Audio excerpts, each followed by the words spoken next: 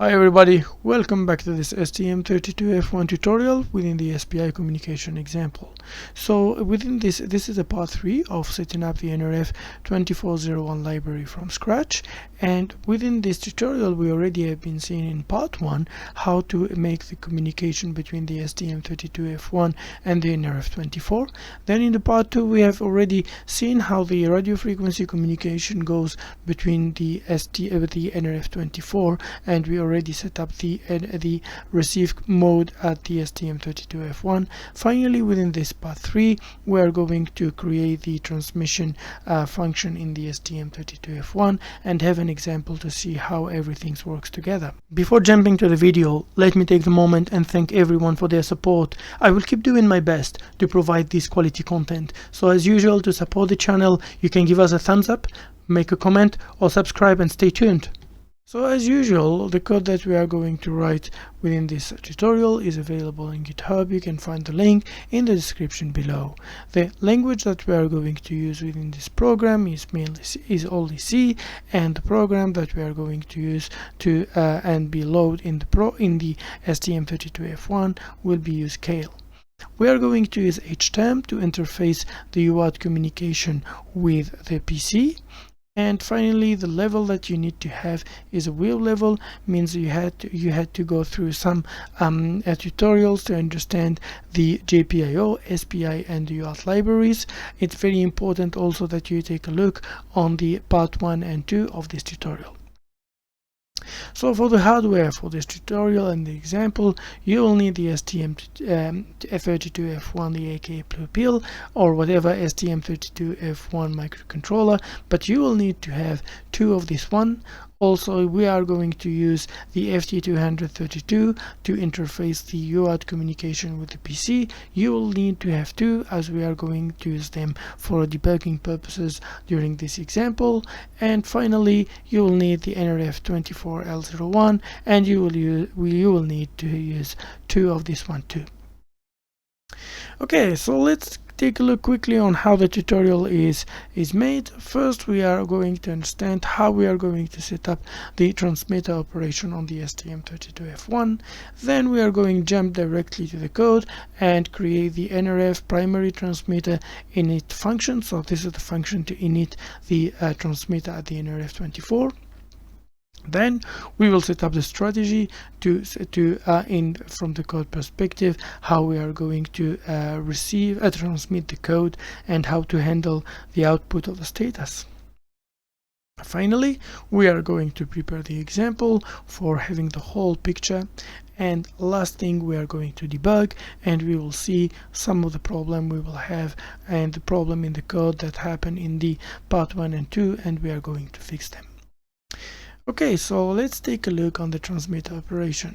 So first of all, we have to set up the PA0 and PA1. Both has been already done in the NRF init function. Then at the step number 3, so we have to initialize the NRF for a primary transmitter initialization, and finally we need to transmit. However, there is a transmit management. So after transmitting, as we need to have an acknowledge and to know what's happening, we will code a little bit to manage what's happening after transmitting, and this is using the IRQ option that we do have. Now that we have been taking a look to all the code, we can jump on initializing our code for the NRF and starting our coding. We are restarting from the part 2 file that we finished, and we are going to change a little bit on that. So first of all, we will not have the NRF init, and also we should remove all the code that we do have here because we are going to use a new one. So let's remove everything here, and we are going now to jump and create the NRF TRX init, actually not a PTX init. Okay, let's jump to our code, and as already shared with you in the previous code, I forgot to add here some code, which is the NRF command write, and we need to put, because this is the NRF PRX init, and we need to add this in the configuration. Let me copy this one here, and instead of power up, we have to put prime. We have to put here prime RX, and here prime RX mask, prime RX mask. Okay, so that was a miss for the previous, for the part 2 video, sorry. Okay, so prime here, I need to add RX and mask. Okay, so should be good now. So there's something strange. Why prime RX is not working? Let's check the drive. What is the name? Prime RX. We can copy again, put it here, and paste something maybe wrong. Okay, NRF config prime RX. Let's check again what is the error coming from here. It says too many argument and the read. Of course we have, because I have to put right. Okay, so now we can jump on the init for the PTX, and let's quickly take a look at it.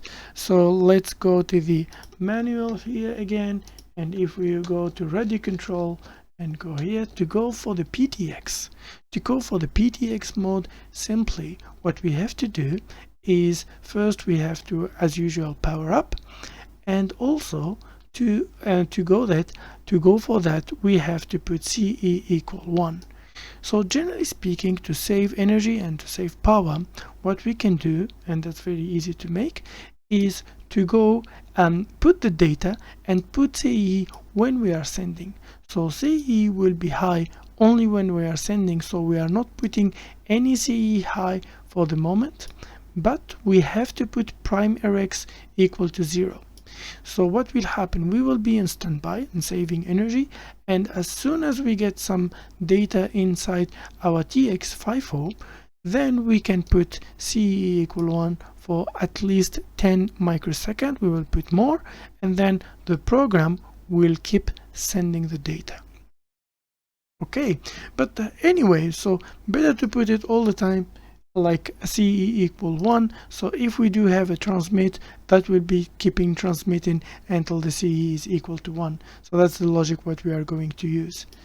So let's go for it, and what we can do, we just copy this one, exactly this one, we paste it here, and we change here, instead of PRX it will be PTX, and we're adding this one, and instead of having here prime RX, we will put prime TX. Okay, and then we put PA0 to high, so each time we will send the data, the system will immediately send it. We don't need to think too much about it. Okay, so let's copy here, and let's go save this function in the header file. You go here, save this one, and let's go here, and instead of NRF PTX, we are PRX, we are putting PTX. Let's save. So also, just for the information, I'm adding this register to this one, as I usually should clean all my status registers just in case, and for this one also flashing RX and TX just in case if the microcontroller had any issue. Okay, so let's take a look to our file, and by putting like this, so if we save and we run, okay, no error at all. Let's load the data and see. So here, NRF communication, we can change a little bit this message, and we can put the starting the transmit NRF communication to clarify later, because we'll have a receive and transmit. Save here and run again. Okay, so let's remove the let's keep it, actually we needed to read the data, and if you can see, so let me make this one a little bit bigger. So first we put start transmit NRF communication, and after that we are reading the NRF config file, and it's a 0A. Just in case, let's put PRX to see the difference. So if I save, let's clear and save, build and load, it should be a 0B. So let's go quickly and take a look to the register map. A 0B means 1 here and 1 and 1, so we are powering up and also in PRX mode. Okay, so let's go back again, as this is a PTX file. So let's make it big, a little bit bigger, and change it to PTX, save, build and load.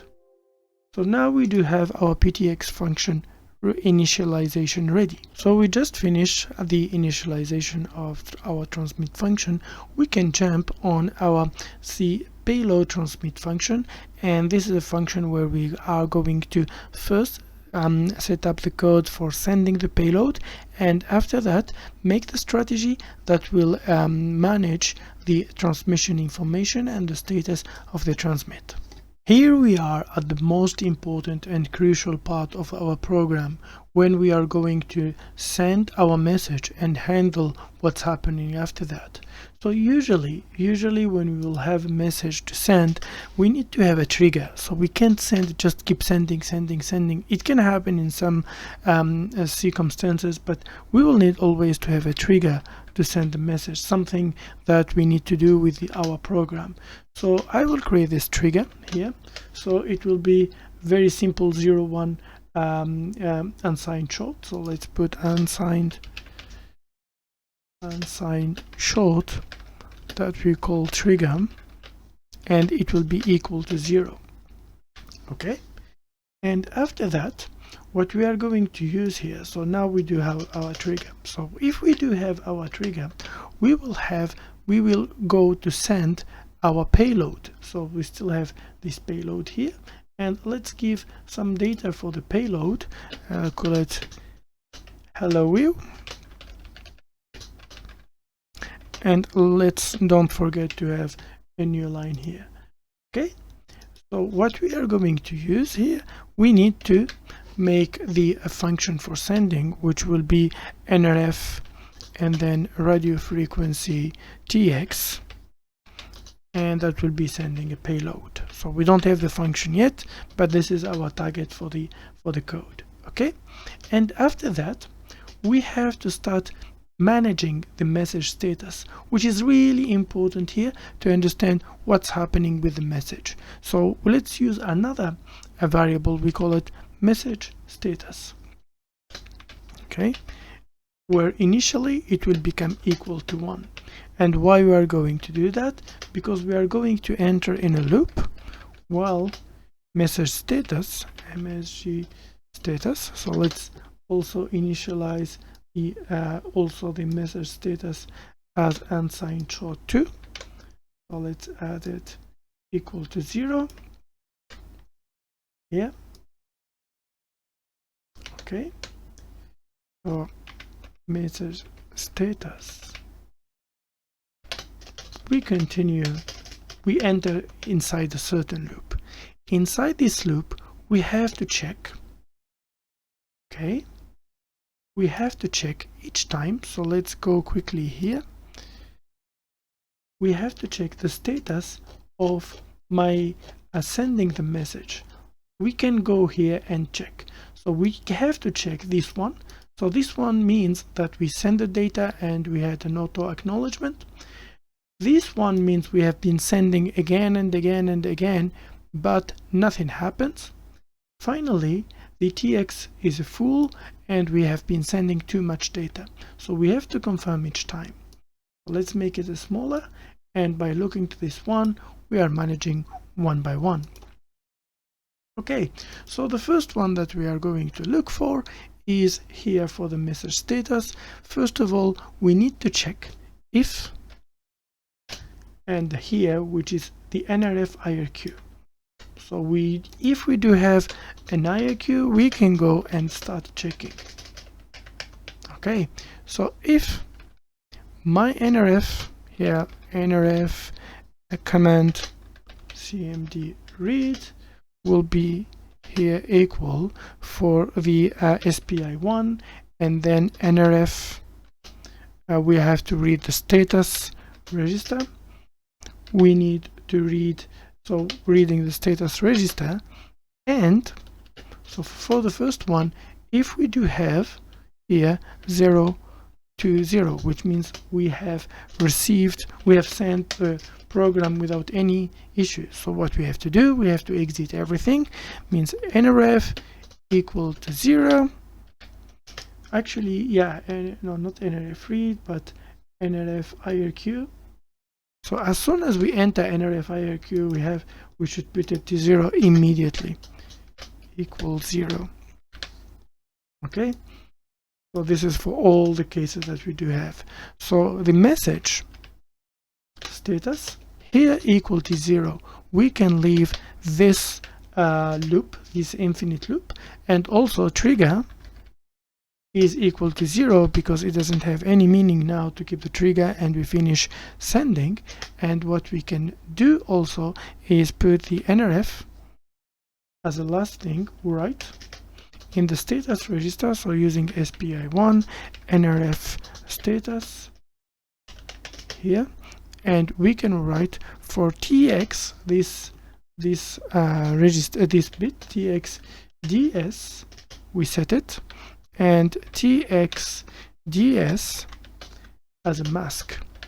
Okay, so we set up, and we can have a debugging message saying UART sent. Okay, and using UART2, and we can write message successfully sent. Okay, and we add a /n, so we do have no issue in the new line. Perfect. So this is the successful situation that we are having. However, we may have other situations and we need to deal with. So else, let's copy here, because we are going to be in sometimes same situation. So if we reach the maximum number of sending, because maybe the other receiver is not working, there is many things that we can do. And first of all, we have to put here 1, so NRQ is equal to 0 as usual. And what we have to do, we have to set the max RT retransmission reached. So what we can do here is max RT set, and here max RT mask, max RT mask. So we are going to send this one. Also, we can have a debugging message saying that maximum number of retransmission reached, or something, whatever. Okay, this is the one where we need to be sure. So, and write it so we avoid any other problem. And just in case on this one, so this is cleared, and we have to add a small delay, give it a small delay just in case, so it doesn't send a lot and overheat. So let's give it 100 milliseconds and just in case. Okay, so we had the and yeah, we have to remove this to 1. Yeah. Okay, and the last one, if we have a TX full, and this is a problem if we are sending a too long message against what we need. What we have to go here, so we need to put message status equals 0. Why? Because we can't keep sending something that is not fit. And we put here message and even trigger, because the sending itself is quite failing. Okay, and on this time we don't need to put this one. My debug message will be, so the debug message is here, the payload is bigger than NRF buffer, for example. Okay, so and after that we have to do the NRF command, just the NRF command, and write not right. Something is not right here. Let's take a look on it. It's just NRF command, and why it's not finding it? Maybe I forgot to add it here. Yeah, that's right, I forget to add the NRF command, my bad. And here it will be a char. Okay, so let's use here NRF command, and we have to flush TX. Okay, so now we could handle all the situation, and yeah, I forget to add the SPI number. So we handled all the situation for the successful one and the unsuccessful one too. Okay, perfect. So now that we do have this, we have to start working on the NRF payload. Let's go here, let's save this one first, and let's close this one and start working on our NRF payload. So let's go here, put this one here, and okay, so for this one, for the NRF, for the one that will receive transmit, we will need also, so let's put void. Let's copy this one, so don't need to put this like this, and let's write here. So as usual, we will need an unsigned, just a moment, PTX init. Yeah, for PTX also, as usual, I forget the SPI, the unsigned short for the SPI, which is really annoying. Okay, put in here, and seems also forget it for the NRF. For the RX init, it was correct, and not this one. Okay, so I have to put, oh no, sorry, that was actually correct. I have to change here SPI. SPI. Yeah, sometimes I'm getting too many bad habits, so sometimes it's correct. SPI, and here SPI. Okay, so for the PRX init, I guess I have done the same error. I put SPI, but I didn't add it, so let me correct it here. That's a quite annoying error, but that's a very important one to not forget. So we will have quite a very easy library to handle later on. Okay, so let's put the unsigned SPI, so same exactly as this one. Let's copy here and put this one here. Okay, perfect. Okay, so let's start our function. So we will need, as we will do have an array, we will need to have kind of an I integer to run through the payload. So first of all, we will need to do is to read our function. So let's quickly work on it. And so, for example, what we have to do is to get if, checking if we are in the TRX mode or PTX mode or not. So first we have to check if NRF command and read about, we have to read using SPI here, I'm not forgetting it, we have to read the NRF config, and we read in it and 1, so we have to read this register exactly. So if this one and 1, sorry, and 1, so if it is 1 means we are in RX mode and we need to start our init, sorry, we need the PTX init mode. So let's take here, I will change it to SPI, no worries, here, and I put SPI. So just in case this is really a part of the program, if the program is much bigger than having a simple trigger, we have always to go back and set up our program to be coming back as PTX. Okay, so now we have done this one, and we can starting writing our code to send the data. So first of all, we have to use not this one, but it's almost same as the RF RX. So let's take the SPI, this one, and why I'm using one each time, SPI here and SPI here. God. Okay, so first we are going low and put in SPI. After that we are going to go high. Okay, so let's go high here. Okay, so when we do this, now we can go and start working on it. So first of all, we have to send the code. So it's exactly the same as this one. So we have to send this one, SPI RX for this one. This is, we are sending the command actually not for RX anymore, but we have to send for the TX one, which is this command, write TX payload. Okay, let's jump on it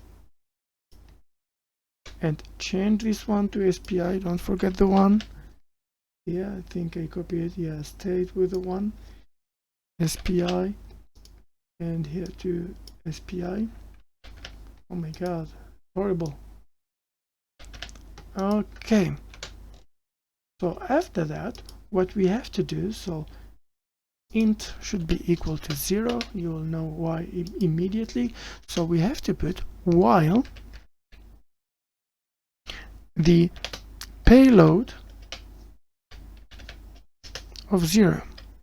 Okay, not 0, of I. So as far as still have some value inside the payload, I have to keep sending.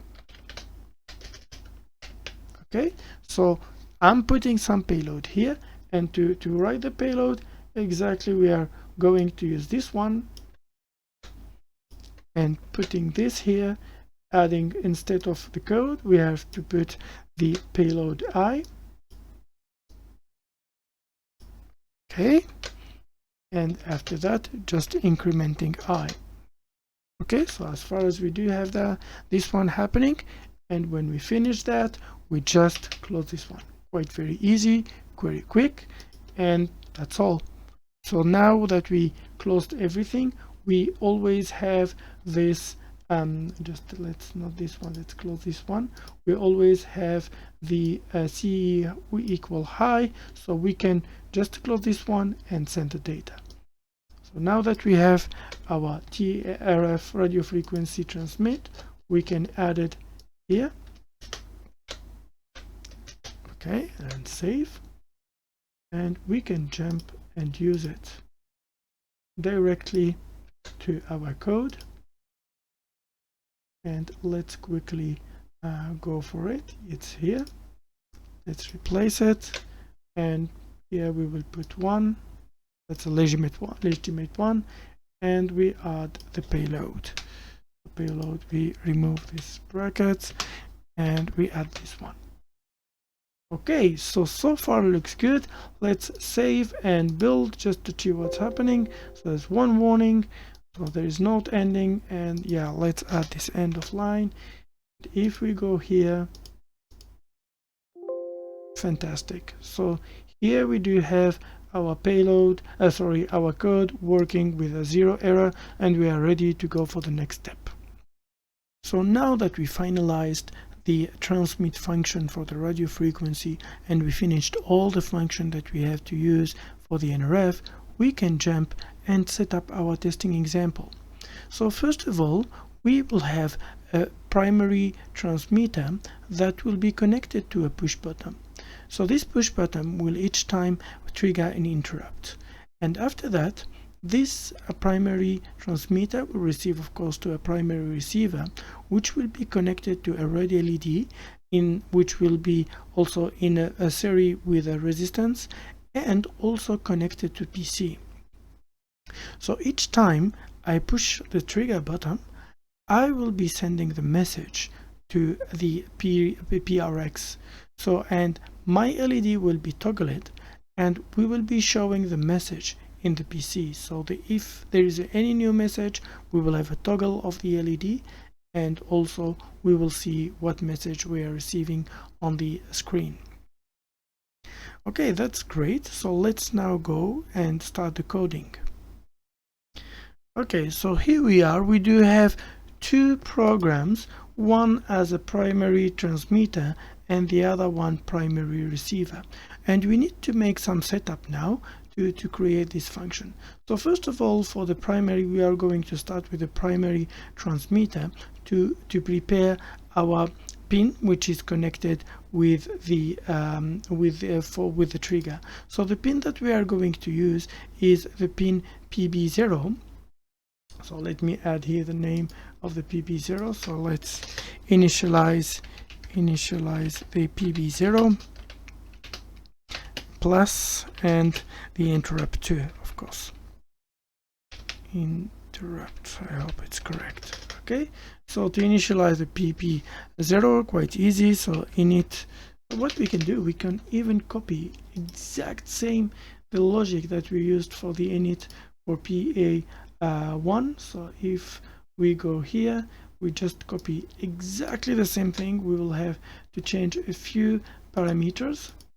So if we go here, so instead of PP1 it will be PB0, and for this one we need to add a small update, so it's IFIO, and for the use for the external interrupt control, and that will be the vector number 0, and this one will be parallel equal to 0x1, or even 1 would be totally fine. Okay, and then for the IMR, for the mask we will put here 1. For the falling trigger we will also put 1, and finally for this one, for the enable the NVIC, it will be 0. Okay, so now we do have the initialization. What we can do is to go, let's close this one for the moment. So this one is good here, and let's go here, copy also here the same thing, and for this one we will put 0. Okay, IRQ handler, and after that for this one we have to put 1, and instead of NRF IRQ it will be my trigger. So each time I sense a falling 1, I can put a trigger. Okay, and after that, so we don't need, we can toggle the PC. So let's toggle it here. Okay, toggle GP for PC, and I don't need the low. Good, so I prepared my trigger here. So each time I'll be pushing this one, trigger will be equal to 1. So my program will be sending here, and we'll be sending the message, and we'll have to manage here the code. Good, let's save and run a bit to check there's no error, no problem. That's quite perfect. Okay, so now let's go to the other program where we are going to receive. So for this one we are just going to set up PB1, which will be, let's go here and let's go a little bit higher. So we will use PB1, so PB1 as LED. Okay, so let's initialize it, init JP, so PB port B pin number 1, and we would like to have it as an output 50, and it will be an output with a general purpose PP. Okay, and just for purposes to see if it's working or not, we will set it as a high, so write JP, and we will put PB1, and after that we will put it as a high. Okay, so now we do have the code ready, and just here each time we will do it, have it, so we'll have a toggle JP. So each time if we receive and things goes well, so toggle JP, and we will put PB1, and that's all. Okay, so looks good. So let's also save and check. We do have 2 error. Okay, too few argument in the function for PB1s. Okay, write GP, of course, I forgot to add here, and let's check it. Yeah, 0 error, 0 warning. Now, last step before making the test, that's very important. Let me share with you the picture here of the connected. So I do have two connected ST loader here, and I need to specify to my program to select a separate ST1. So let me show you how to do that. You go this one, or option for target, you go to debug, and in debug you go for the ST-Link debugger setting, and you have to choose one of them. Unfortunately, you cannot really read the name here, but by changing here you will see that the list will be changing. So you will see the code. Just let me put this one. You will see the serial number will change, and if I go here too and debug setting and I go here, so you see now this is the different serial number. This is a 4401867, sorry, 187, and it is exactly the same. Let me tell you, you see it's already in use.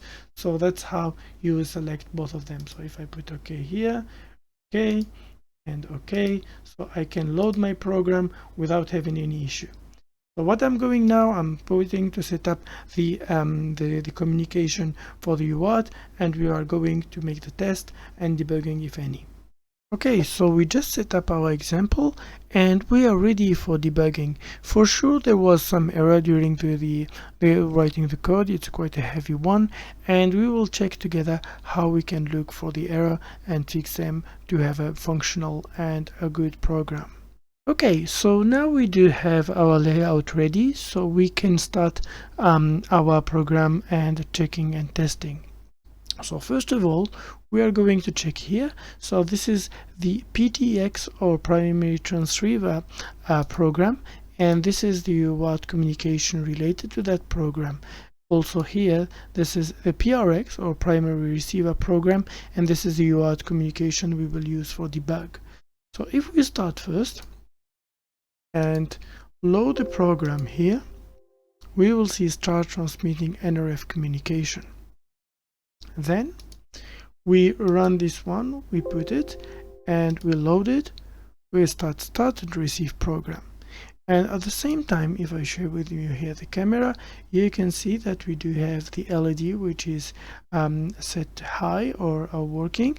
And here, this is my primary transmitter, this is the primary receiver, and each time when I should send the data and receive here, this LED should be toggle. Okay, so let's try first and try to send here. Okay, so immediately I'm having this error message saying that I'm not receiving, or I'm sending but I'm not receiving nothing in my program. So let's take a look and see what's happening from my we always have to start from the initialization part. So let's go here and take a look to the init function, and so everything looks good. Okay, and oh, that's a big mistake. Actually, for this one we have NRF features, but we are not going to use NRF setup. We have to use NRF here, and this is dynamic input, so DNPD, and this should be clear now. So let's put run and put this one here, and great. So let's reset again and reset, refresh, and load all my program here too. So, and let me push the button, and it tells me it sent successfully, but I have nothing here. I think again we have a problem with the receive function, but before that I would like to copy paste the one that we fixed here in both program, as init function is shared by both. So let me go here and add it to here. Okay, oh, it's quite a big mistake, so let's save. Okay, so let's take a look again to my receive program. I should normally, when I should receive, I have to check that, of course, that's also another small error. We have to put a 0, a 40 hexadecimal, not a normal 40. Okay, so let's save and load here, clean here, and load again. So let's clear here and send again, and let's go again here and take a look. So if I send, okay, so it's still not going through. So when it's still not going through, we have to take a look on the program and try to debug. Okay, so let's save, build, and put again. Let's click again just in case. Oh, now it's working. I didn't build, so I was just loading my program. So let me clear it again. So let's clear this and clear this to see what is the result. So if I run my program again, so we are starting, let me show you what's happening. And if I push here, you can see that we do have the hello WeeW message coming, and this red LED is toggling. So now we do have a great program where we have the NRF24 sending the data each time I trigger by pushing the button. Okay, great. So now we have seen how to use a LED, how to have some debug operation, and how to make them work. Great. Thank you so much for following this how tutorial. Thank you a lot. WeeW!